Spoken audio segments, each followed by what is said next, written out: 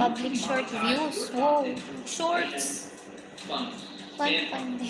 New rules of YouTube, guys. Becoming a paid member of your channel, buy merch directly from your YouTube channel, and more. This is great. Like, that's not a bad deal at all. But this is where the catch is at. Because you're not going to get AdSense yet.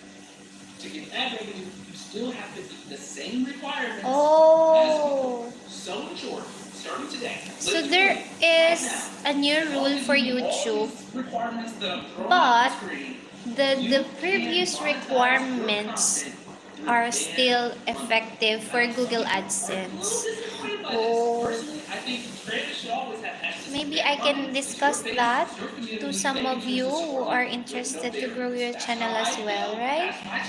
Let me know how you feel about this in comments. For you as a small channel, Thank you I to still think this. that this is amazing because I think most of the community is probably going to support channels like yours with these kind of features. Plus, you can still continue some of the brand-funded monetization options like... The good thing for us is that I have reached the fund-funded, even my husband's other account, because he started YouTubing before he reached that fund-funded, but we achieved the first initial requirements of YouTube, which is 4,000 watch hours and 1,000 subscribers for the previous 360 days or 365 days. So that's it. So Sean,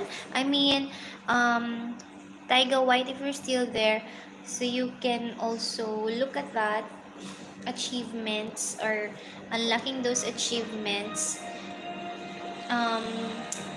in by your calendar. So you need to target those within 365 days. So that's all for now.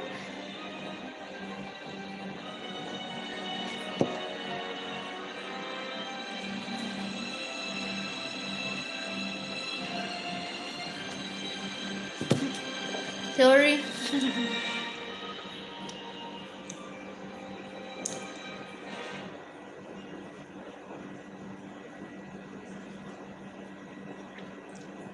There are new rules of YouTube talaga. Hello guys! Welcome sa aking channel. Sa video na to, i-share ko sa inyo. Hello guys! Welcome sa aking channel. Sa video na to, i-share ko sa inyo ang updated monetization requirements ng YouTube at step-by-step process kung paano ma-monetize ang inyong channel ngayong 2023. Hello, Norberto Rangel de Andrade. Buen dia. Você me dá uma atenção, garota? English, please. I cannot sing right now. Okay, Taiga White. Thank you for coming. At learnings na natututunan ko sa pagpapalago ng aking main channel na Chasing.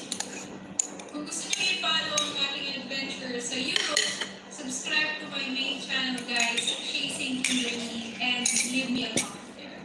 So ito yung pangalawang YouTube channel ko, guys. And sa channel na to, lahat ng video dito ay tungkol sa pagpapalago ng YouTube. So kung nag-umpisa ka pa lang, subscribe na sa channel na to para lagi kang updated sa ano ba ako sa YouTube.